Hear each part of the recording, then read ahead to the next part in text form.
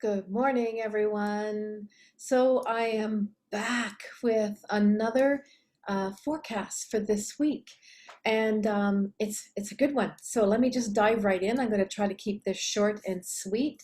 So the first thing that I'm looking at is that uh, bringing in the mindset of bringing forward into your experience, into everyone that you connect with, love, harmony, balance as an intention, because we've entered this space right now where we need to integrate more and more into our conscious energy, the sacred feminine and the sacred masculine and the sacred union between them that makes them one. Because ultimately we are all androgynous at the level of soul.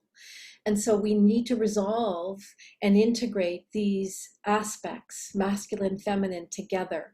And so we do that through staying in love and harmony and creating balance, creating harmony, creating love.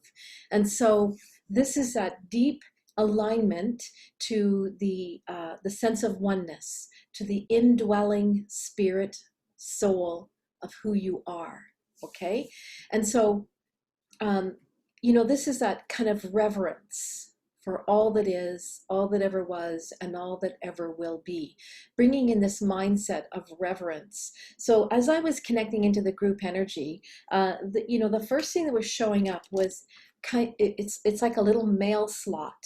And so imagine that you are popping a letter into the mailbox, right? You've written a letter out, and let's just say that's a letter to yourself and to the cosmic goo.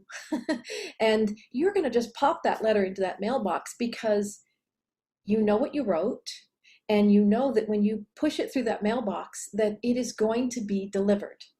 And so it's this maximum expectation, right? That you expect, fully expect, you put a stamp on it, you put an address on it, you've written out the letter. So let's use this as a metaphor of literally creating this greater integration of the union of the male and the female, the sacred mother, the sacred father, creating this oneness. So just looking at my notes here. So right now, for this week, I invite you to focus on this idea of bringing in this sense of balance and harmony through, the glasses, your glass is half full. Actually, it's overflowing. It's constantly overflowing. This idea of positivity and optimism, really bring that into your mindset. And with that, you want to also anchor in these ideas around the right kind of hope, not the kind of hope that comes from hopelessness, and recognize the difference. That hope that is based in faith and trust, like you just put that mail into that mail slot. That's the kind of hope I'm talking about, that's based in a knowingness, not a, oh, I hope this happens, kind of from this idea of hopelessness. So don't create hope that comes from hopelessness. Generate a hope that comes from this knowingness, this faith and trust in the process of this universe, this cosmic goo, where you are prepared to meet it halfway with your contribution, with your energy, with your intention, your sense of unconditionality and full expectations, okay, that are really clear without conditions. So this is about holding that, and by doing that, you actually, it's like you're resetting your GPS, or you're resetting your compass to that intention, to that sense of wanting to create balance and harmony and joy and peace. So these are deeply familiar to us, and that deep familiar connection at a soul level is what I want you to sort of intend to connect to with your intention. And so by doing this, you bring into your experience little signs and reminders of this fact that we do have this rather magical relationship with the cosmos. We are in relationship with it in terms of our intention and our expectations and our no conditions. So just like hold that intention to kind of reset that piece, right? So when we are in this more optimistic, um, mindset, then our inner light is, oh, it just opens up. It's brighter, it's shinier, and so it attracts more, like a moth to a light. So that inner light is always there to guide us individually, and to also guide others through our energy, through our light that is shining out. So you may not even realize that you're inspiring someone, or just by your actions you inspire someone. So it's not like you have to tell others what to do. Just be you, be connected to you, be that light. And without even knowing it, you're inspiring others, and you're cutting through the tall grass, and just helping them to find a way. And that's really what our job is. Each of us has that job. So the other piece I want to go into is around your person, and how last week they were feeling a bit out of sorts. Now, this could be your partner, this could be your boss, this could be your best friend. It's just your person right now that you are sort of mingling with consciously and feeling out of sorts with. Okay, so I'm just calling it your person, but that could change from week to week, but it's still the same. It feels like it's the same energy that you've carried through from last week into this week. And so they still have their knickers in a twist. And so, it affects us when our person is out of sorts, and we want to help them come into a better state of balance. But sometimes you can lead a horse to water, right? And so it's this idea that they're recognizing that their internal upheaval and conflict and disharmony, dis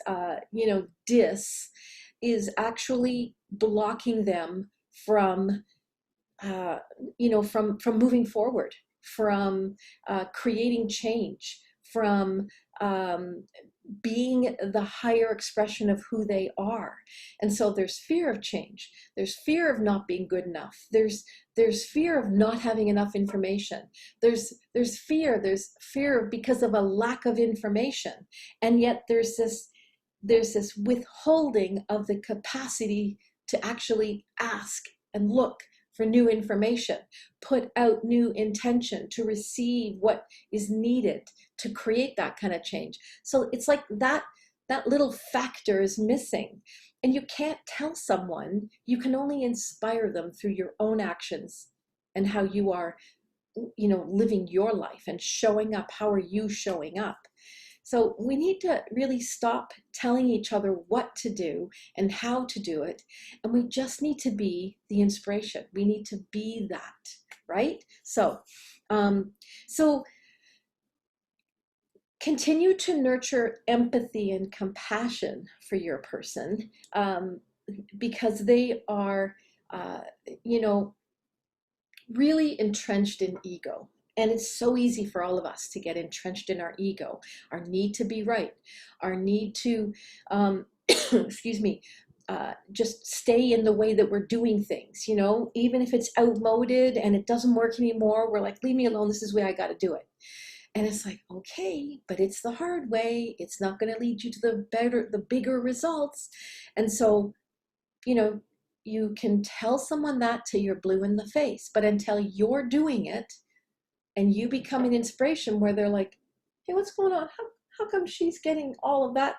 What are you doing? And then they start to sort of become curious, and they want to know, what's your secret, right? And so be that sort of sparkly kind of thing over there that someone gets distracted by in the right way. And they're like, I want to know what secret sauce you have. All right. And so, again, you don't even need to tell them. Just let them observe. And if they ask questions, you can give direct feedback, but not by telling them what they need to do to change. Do you understand? So that's really important, because that's where the ego comes back up, because no one likes to be told what they need to do. They just want to, we really want to have our own autonomy. And so, but sometimes our own guidance system is out of whack. And so we just keep going back to what's familiar because it feels safer, even if it isn't leading us to new growth and new change. So like I've said before, we are only healing and growing when we are squirming around and not comfortable. So get used to it if you want to keep changing and growing and reaching new levels of awareness and consciousness and deeper understanding of who you are and how you're here to express your gifts. So we want to look at mindset around that, and it is around just keep plugging into it, keep plugging and pushing forward.